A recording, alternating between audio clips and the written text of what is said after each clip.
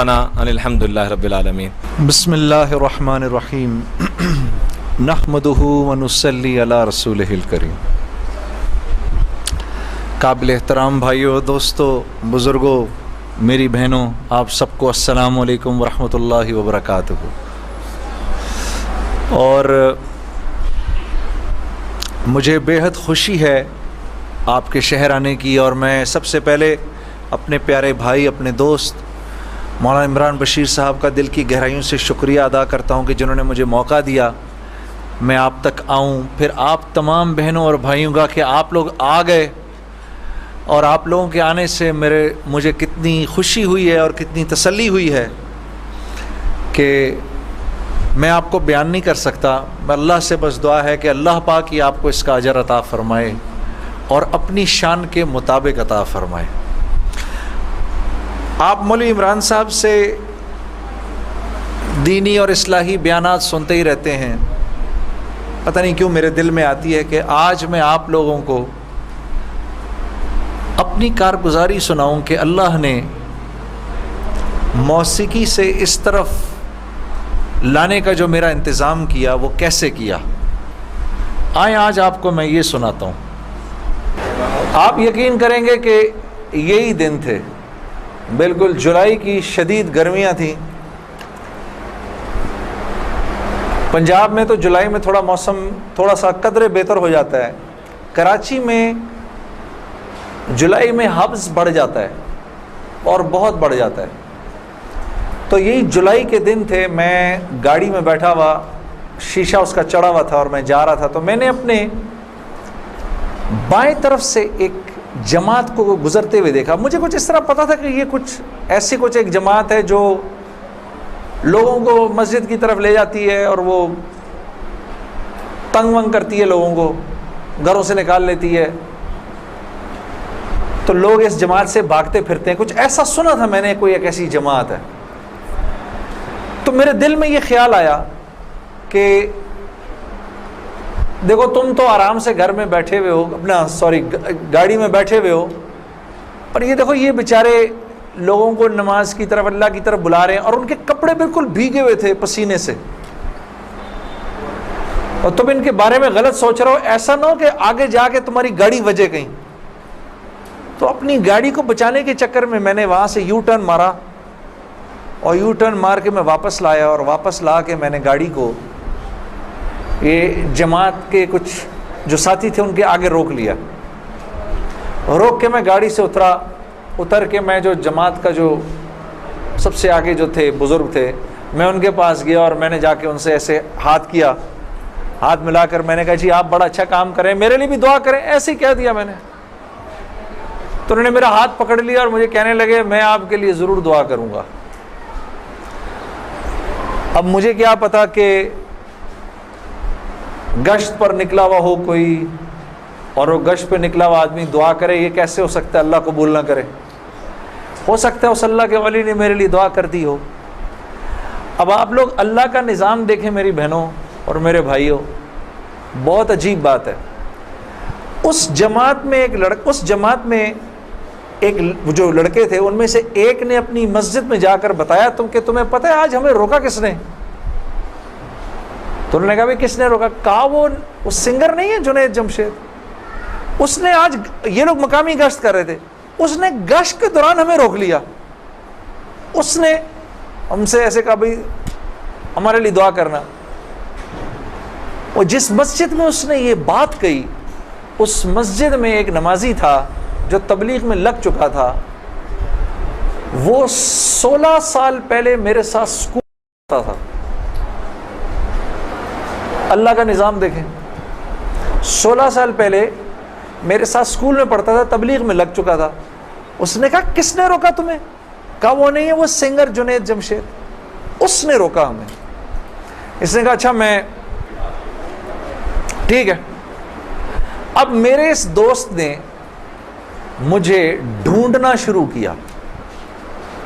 ہاں بچوں آپ لوگ آگے آ جاؤ، ادھر قالین پر آ جاؤ، ادھر آ جاؤ، ادھر آ جاؤ، آؤ میرے بھائی آگے آ جاؤ، ادھر قالین پر بیٹھ جاؤ، میرے لیے تو یہ کافی ہے، یہ قالین تمہارا ہی ہے، بیٹھو ادھر آ کے بیٹھ جاؤ۔ لیکن بات نہیں کرنی اور یہ نہیں کرنا۔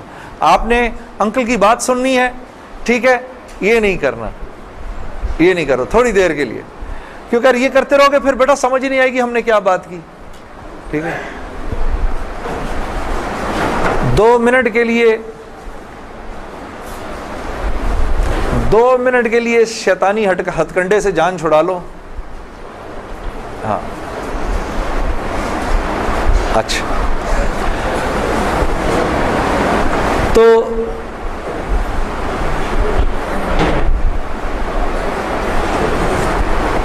خیر میرے اس دوست نے مجھے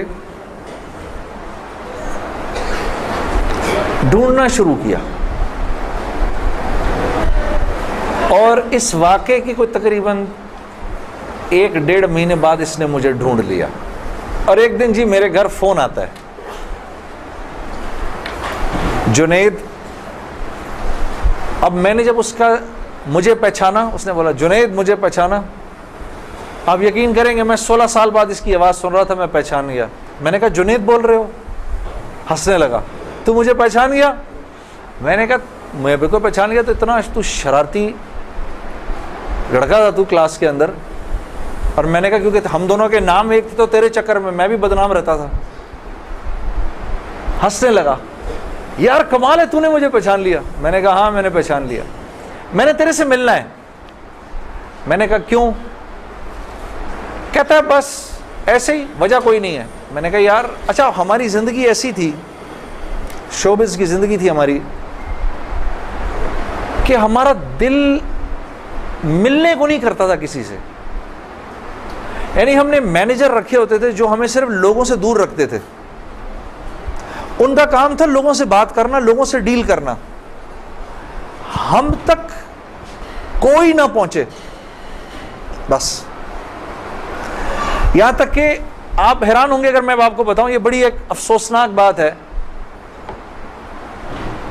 کہ ہمارے اپنے گھر والوں کا ہماری زندگی میں رول کم ہوتا تھا، ان مینیجرز کا رول زیادہ ہوتا تھا۔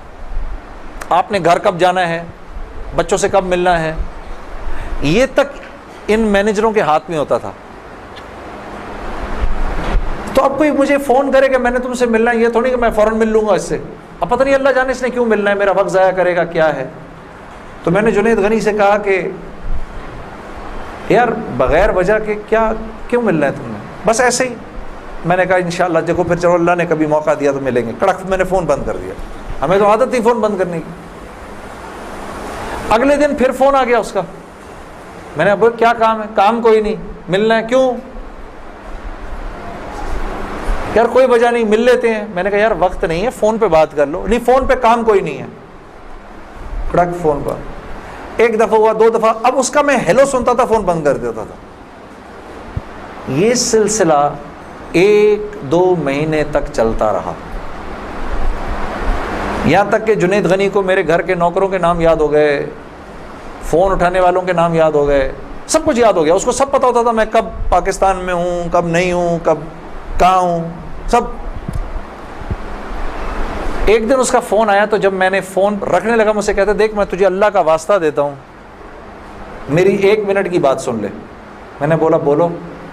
میں ابھی عمرہ کر کے آیا ہوں، تو میں مدینے اور مکے کی کھجوریں اور زمزم اور یہ کچھ چیزیں لے کر آیا ہوں، یہ لے لے میرے سے، پھر اس کے بعد میں چلا جاؤں گا۔ کتنی دیر کے لیے آؤ گے تم؟ 5 منٹ کے لیے۔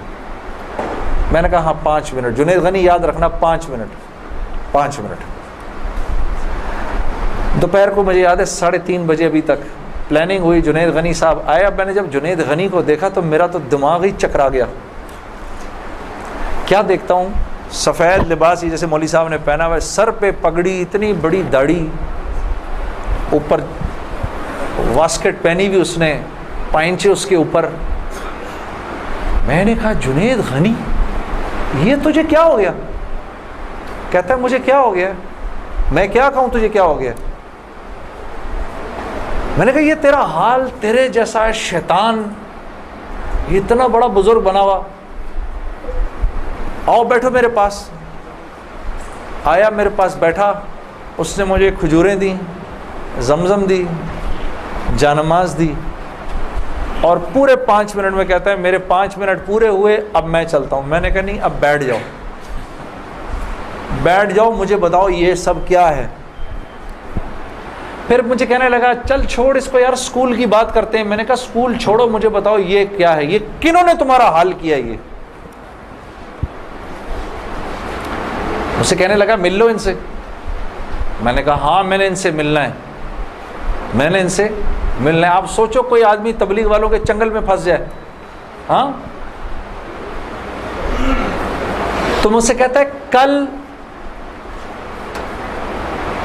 کل سے ہمارا اجتماع شروع ہو رہا ہے, میرے ساتھ اجتماع پر چلو. میں نے کہا میں چلوں گا. تو میں کل تمہیں پک کرنے آؤں گا, صبح کے وقت پک کرنے آؤں گا. آپ یقین کرو 5 منٹ کے لیے آیا تھا, 3.5 گھنٹے میں نے بٹھا کے رکھا اس کو اپنے پاس. میں اس سے باتیں سنتا رہا, جنید غنی کیا, پھر کیا ہوا, پھر کیا ہوا, پھر کیا ہوا, کیا ہوا, کیا ہوا. آخر میں نے کہا میں تمہارے ساتھ اجتماع پر چلوں گا. خیر جی, میں تیار ہو گیا. میں نے اپنی نئی صاف ستھری جینز نکالی, اپنی میں نے ٹی شرٹ نکالی, لمبے لمبے میرے بال تھے, ہاں, میں تیار ہو گیا جس طرح میرا خیال تھا بہترین طریقے کا تیار ہونے کا. میں ہو گیا تیار. اب جب میں وہاں پہنچا, اترا, میں نے جا کے اجتماع دیکھا تو میں نے دیکھا کہ ہر آدمی شلوار قمیض میں, ہر آدمی کے سر پہ ٹوپی. تو میں نے جنید غنی سے کہا جنید غنی سن, یہ مجھے کوئی مار وار تو نہیں دے گا ادھر ہے, کو میرا کوئی قتل وتل تو نہیں ہو جائے گا میرا. کہتا نہیں ہم لوگ مارنے والی پارٹی نہیں, ہم لوگ کھلانے والی پارٹی ہیں. میں نے کہا اچھا لے جاؤ مجھے اندر. پھر اب میں اندر جانا شروع ہوا اجتماع گاہ میں, تو میں نے دیکھا کہ لوگ ایک دم اکٹھے ہونا شروع ہو گئے. پیچھے سے مجھے آوازیں آئیں, ارے یار یہ تو جنید جمشید ہے یار. کو 2-4 آوازیں آئیں, ابھی یہ ادھر کیا کر رہا ہے. تو مجھے یہ بات بری بھی لگی ہلکی سی, کیا مطلب بھائی کہ تم بہت بڑے مسلمان ہو, میں نہیں آ سکتا کیا. خیر میں اندر گیا, اندر جا کر بیٹھا تو میں نے دیکھا ایک مجمع سب پہنچ گیا ملنے کے لیے, دیکھنے کے لیے. جو بھی جنید غنی نے مجھے بٹھایا, تم ادھر ہی بیٹھو یہیں پر, اور میں ابھی ایک صاحب کو لے کر آتا ہوں. خیر یہ مجھے بٹھا کر چلا گیا. اتنی دیر میں ایک نوجوان لڑکا, یہ جیسے بھائی لوگ بیٹھے ہیں اپنے, 18-19 سال کا, یہاں سے بیچ میں سے راستہ توڑ کے میرے پاس آ گیا. مجھے آ کر کہتا ہے جنید بھائی نماز پڑھتے ہیں آپ. تو میں اس کو ایسے دیکھنا شروع ہو گیا. اب میں نے کہا کیا جواب دوں میں اس کو, ہاں بولوں کہ نہیں بولوں, سچ بولوں کہ جھوٹ بولوں. میں دیکھتا رہا اس کو, دیکھتا رہا, لیکن اندر ہی اندر نا مجھے غصہ آنا شروع ہو گیا کہ اب یہاں یہ ہوگا, اگلا پوچھے گا آپ قرآن پڑھتے ہیں کہ نہیں پڑھتے ہیں, پھر اگلا پوچھے گا آپ روزے رکھتے ہیں نہیں رکھتے ہیں, آپ نے حج کر لیا. مطلب یہاں اب میری کیا اب یہاں پر کیریکٹر اسیسنیشن ہوگی کیا؟ میں ابھی یہاں پر کیریکٹر اسیسنیشن کروانے آیا ہوں, اپنی کردار کشی کروانے آیا ہوں میں یہاں پر. تو میں نے وہ لڑکا جو ساتھ بیٹھا تھا, میں نے کہا یار اس کو بولو جنید غنی کو یہ مجھے غلط جگہ لے آیا, وہ میں یہاں سے جا رہا ہوں ابھی. وہ بھاگا گیا اس کے پیچھے, اس کو لے کر آیا. جنید غنی نے کہا کیا ہو گیا یار جنید, کیا ہو گیا؟ میں نے کہا یار کچھ نہیں. تو وہ کہتا ہے یہ ابھی ایک لڑکے نے آ کے پوچھا تھا ان سے آپ نماز پڑھتے ہیں نہیں پڑھتے ہیں. تو جنید غنی نے کہا تو نے اس لڑکے کو آنے کیوں دیا؟ اتنا غصے ہوا وہ اس پہ. میں نے جنید غنی کو ٹھنڈا کیا, میں خود بھی تھوڑا ٹھنڈا ہوا. میں نے کہا یار کیوں ناراض ہوتا ہے, وہ لڑکا بات تو صحیح کر رہا تھا نا کہ نماز پڑھنی تو چاہیے مجھے. تو اس نے جو جملہ بولا نا مجھے, وہ مجھے آج تک یاد ہے. جنید غنی نے جو جملہ بولا, اس نے کہا جنید ہم کیوں نہیں پوچھتے کہ تم نے کیوں نہیں کیا, ہم تو ترغیب دیتے ہیں, اس کے بعد اللہ سے دعا کرتے ہیں کہ اللہ وہ نیکی کرنے کی توفیق دے. ہاں وہ آج بھی مجھے وہ بات یاد ہے. اللہ پاک یہ مجھے بھی عطا کرے کہ ہم کسی سے یہ نہ کہیں بھائی تم نے کیوں نہیں کیا یہ, بلکہ نیکی کی ترغیب دیں اور پھر اللہ سے رات کو دعا کریں اللہ میرے اس بھائی کو, میری اس بہن کو توفیق دے وہ اس نیکی کو کر سکے. پھر میں نے کہا جنید غنی کو چل چھوڑ یار, میں ادھر ہی بیٹھا ہوں, میں کہیں نہیں جا رہا.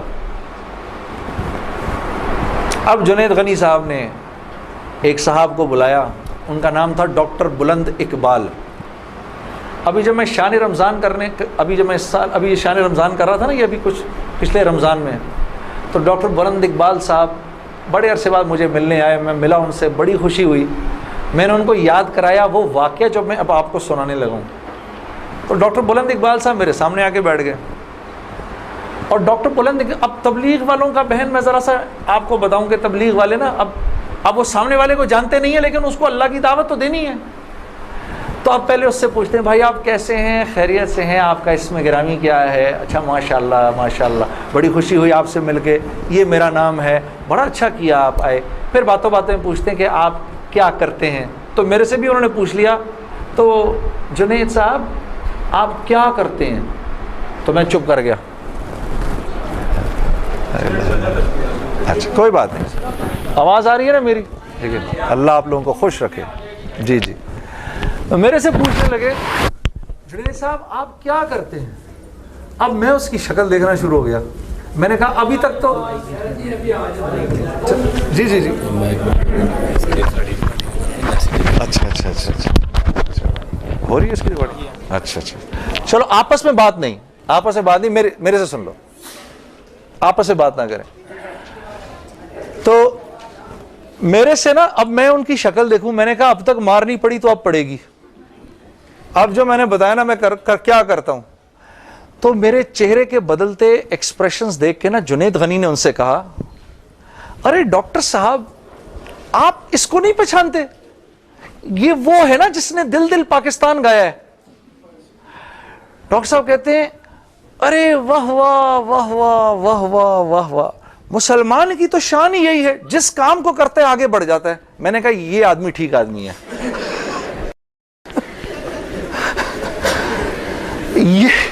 یہ بالکل ٹھیک آدمی ہے، اس سے کرو دوستی۔ تو بعد میں میں نے ڈاکٹر صاحب سے کہا ڈاکٹر صاحب یہ جواب آپ کہاں سے لائے اتنا خوبصورت سا؟ تو مجھے کہنے لگے یار میں نہ تجھے جانتا نہ مجھے یہ پتا دل دل پاکستان کیا۔ تو جب اس نے بولا نا کہ اس نے دل دل پاکستان گایا تو میں نے کہا واہ واہ واہ واہ، اور میں دل میں دعا کروں یا اللہ جلدی سے صحیح جواب میرے ذہن میں ڈال، جلدی سے صحیح بات ڈال میرے ذہن میں۔ تو میں نے فٹ کہہ دیا، اور یہ بات میرے دوستو ہے بھی سچ کہ مسلمان کی شان یہ ہے، مسلمان جس کام کو کرتا ہے نا مسلمان اس کام میں آگے بڑھ جاتا ہے۔ ساری دنیا میں جن کاموں کو آپ برا کام سمجھتے ہیں نا کہ یہ برے کام ہیں، ان برے کاموں کو بھی اگر کبھی کسی مسلمان نے کیا نا تو یقین کرو غیروں سے بھی زیادہ کیا۔ ہاں یقین کرو، مسلمان ایک عجیب امت ہے، ہم سے بہتر کوئی نہیں، کنتم خیر امہ، بس یہ ہر لائن سے بہترین امت ہے۔ جس کو اللہ ہی کہہ دے تم بہترین ہو تو پھر ہمیں دوسروں سے پوچھنے کی کیا ضرورت ہے کہ ہم اچھے ہیں کہ برے ہیں؟ ہاں اب میں پورا دن ڈاکٹر بلند اقبال صاحب کے ساتھ پھرتا رہا، اور جب دن کا آخر آیا تو جنید غنی نے مجھے کہا کہ چل میں تجھے اب گھر چھوڑ دوں۔ میں نے کہا گھر تو مجھے چھوڑ دو، لیکن یہ بسترے کیا ہیں، یہ جو بسترے لگے ہوئے ہیں؟ کہا یہ رات کو لوگ یہاں سوئیں گے۔ میں نے کہا اور یہ جو بزرگ حضرات ہیں یہ بھی ادھر ہی سوئیں گے؟ میں نے کہا یار میں تو ان سے زیادہ فٹ آدمی ہوں، اگر یہ بوڑھے لوگ ادھر سو سکتے ہیں تو میں بھی سو سکتا ہوں۔ تو اس نے کہا یار نور اللہ نور، تیرے لیے بھی بسترا لگا دیتے ہیں۔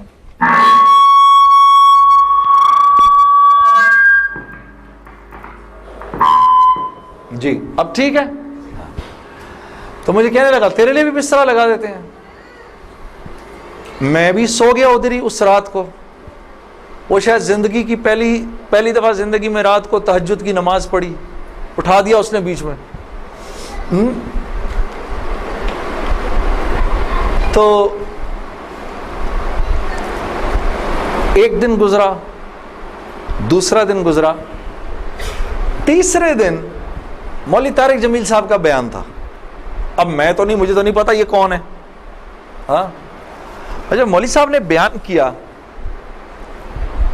تو میں نے جنید غنی سے کہا یار بڑے اچھے اچھے بیان تھے یہ سارے تیرے بزرگ، یہ کون آدمی ہے؟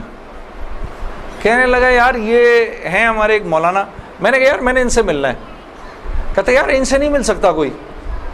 میں نے کہا بھائی میں اس ملک کے صدر سے بھی مل سکتا ہوں اور اس ملک کے پرائم منسٹر سے بھی مل سکتا ہوں، یہ مولوی سے ملنا کیا مشکل ہے؟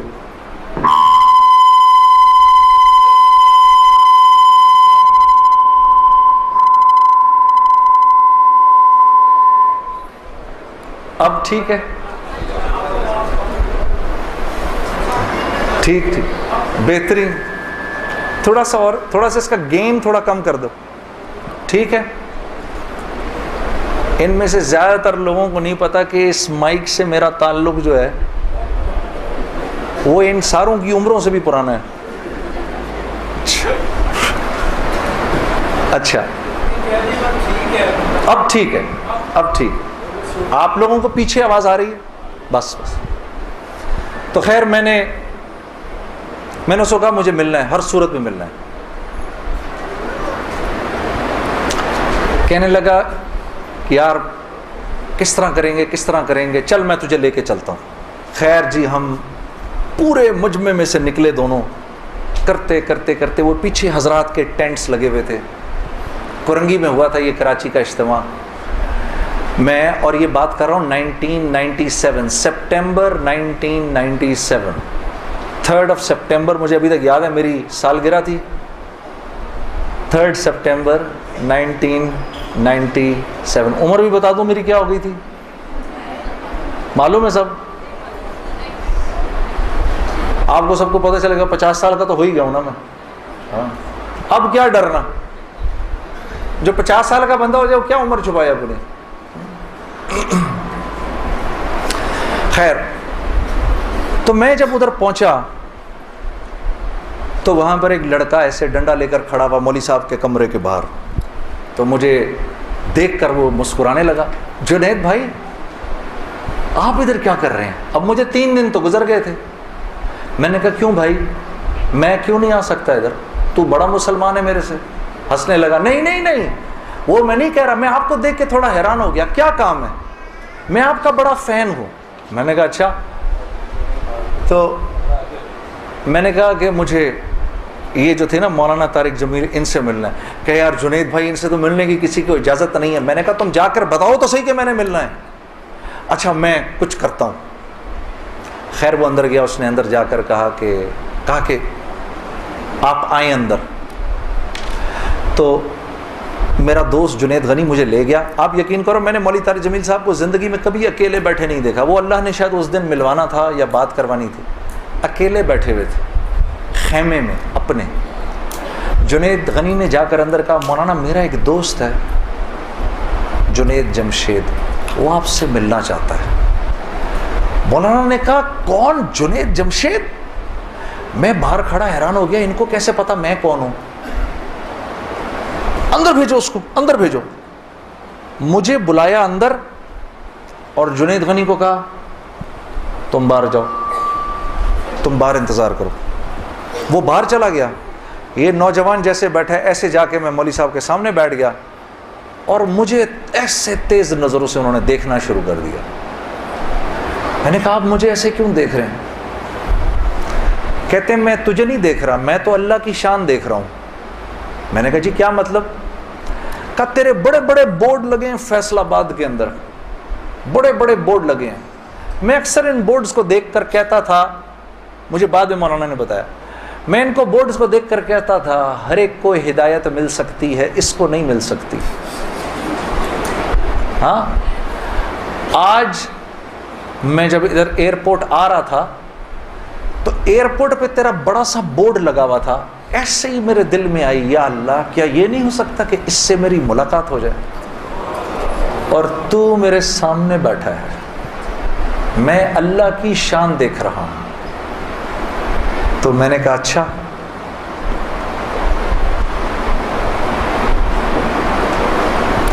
کہنے لگے دل پاکستان تو نے گایا ہے؟ میں نے کہا جی۔ میں نے کہا آپ نے سنا ہے؟ کہا نہیں سنا تو نہیں، بسوں کے پیچھے لکھا دیکھا ہے۔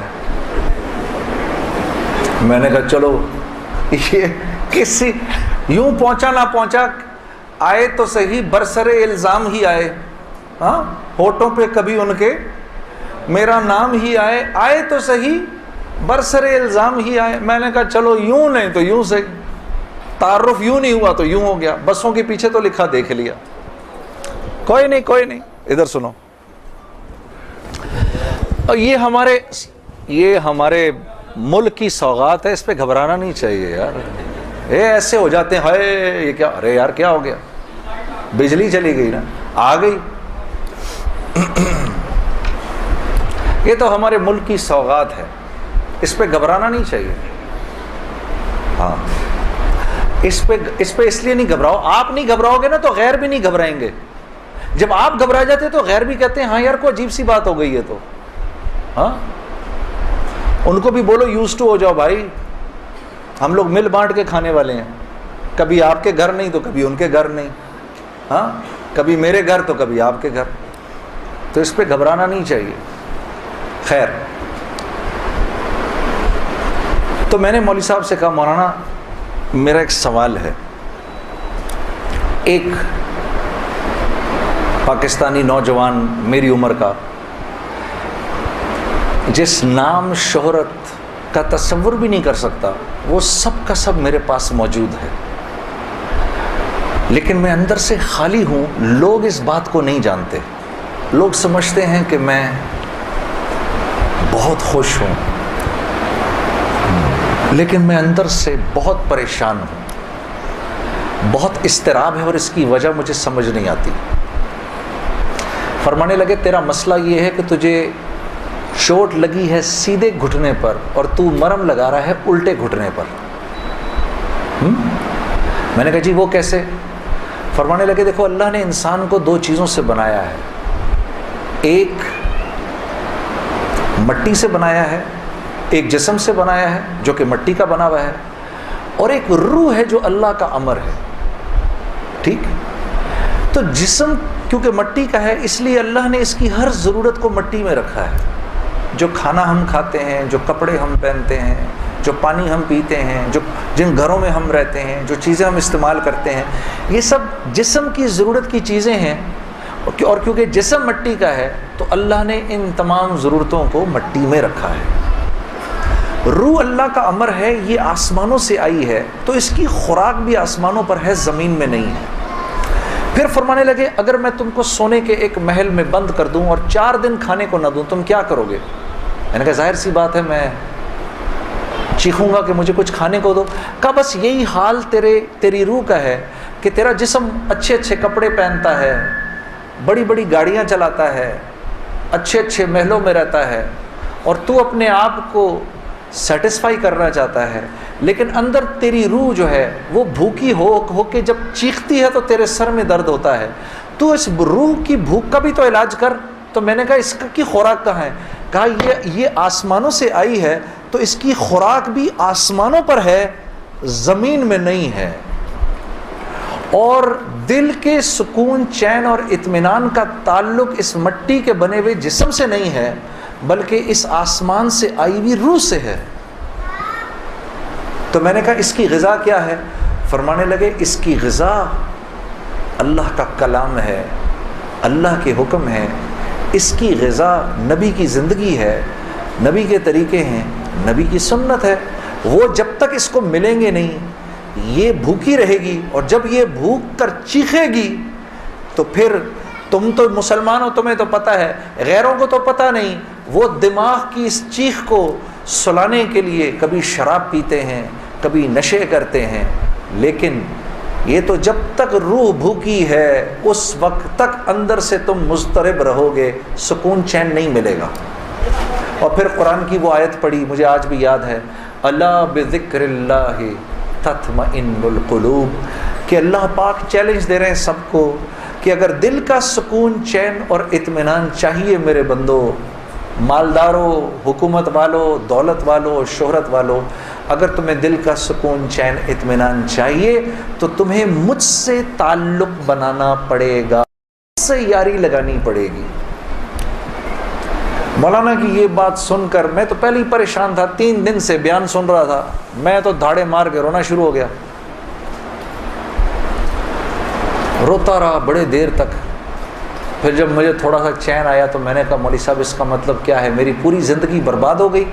تو فرمایا نہیں، بالکل بھی نہیں، کہ یہ معاملہ تم دنیا والوں سے تھوڑی کر رہے ہو، یہ معاملہ تم تو اللہ سے کر رہے ہو.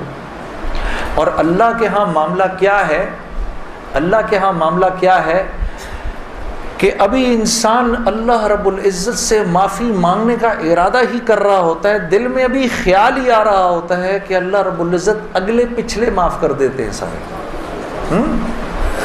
پھر مجھے فرمایا، یہ مجھے پھر بات سنائی، حدیث قدسی سنائی کہ میرے بندے، تو یہ زمین و آسمان سارے کے سارے اگر اپنے گناہوں سے بھر دے، جو کہ تو بھر نہیں سکتا، اگر تمام جن و انس بھی مل جائیں تو بھر نہیں سکتا، لیکن اگر تو نے ایسا کر بھی دیا، ایک مرتبہ اگر تو نے کہا اے اللہ مجھے معاف کر دے، تو نہ صرف یہ کہ ہم تمہیں معاف کر دیں گے، بلکہ تم ایسے ہو جاؤ گے جیسے تم نے ان گناہوں کو کیا ہی نہیں۔ میں تو بے یقینی کی حالت میں مولانا کو دیکھنے لگا، میں نے کہا مولوی صاحب واقعی؟ کہا ہاں۔ پھر پوچھنے لگے کیا ارادہ ہے؟